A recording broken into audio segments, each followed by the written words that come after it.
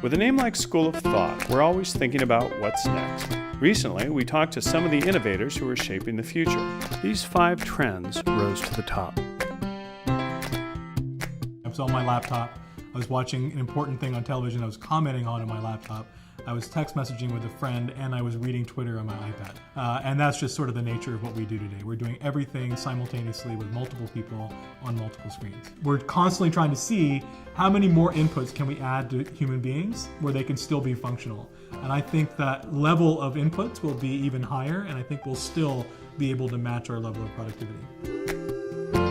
So the connected screen is an interesting area for us as a game company because it represents a place where I can connect to a fan or a user in multiple spots. It's the notion that I am watching something on television, I am able to interact with something that's same subject matter on my phone, on my tablet, on my PC, that all of them are very much aware of what I'm doing at the same time.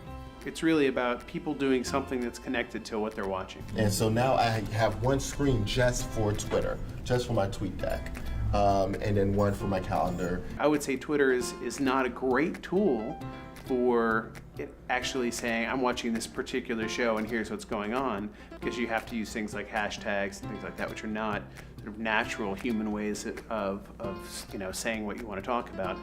But the fact that they've actually done pretty well with that says that there is a need. And so now I've considered CNN as static content. And now Twitter is the most dynamic content.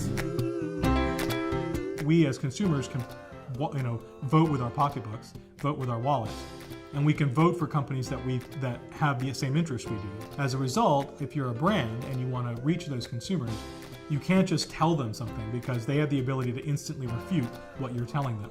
You have to have the ability to include them in a conversation. The big data movement is changing how user experiences are, in that we can pre-calculate the things that we think you might be interested in. So if I happen to be walking around Coachella and I have the Coachella app open on my phone, but I go by a particular art area, it might trigger something on my phone, something surprising and unique. It was the first time I'd ever downloaded the concert app, and so it was like, oh wow, this is extremely useful. And I didn't know I would need this.